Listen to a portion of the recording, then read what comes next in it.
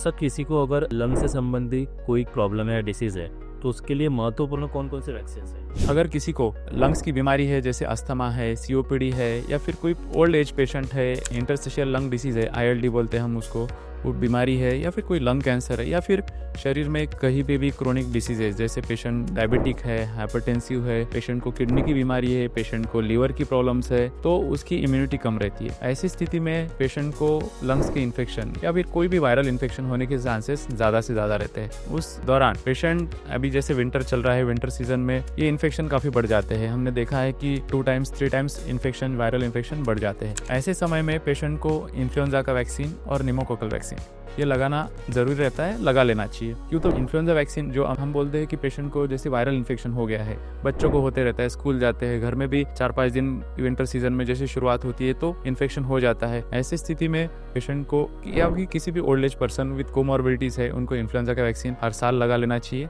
और एक pneumococcal vaccine आता है निमोनिया का, वो हर 5 साल में एक बार लगा लेना चाहिए। उससे पेशेंट को काफ़ी मदद मिलती है, पेशेंट को हॉस्पिटलाइजेशन रेट काफ़ी कम हुआ है, हमने देखा है, तो इससे काफ़ी फ़ायदे होते हैं।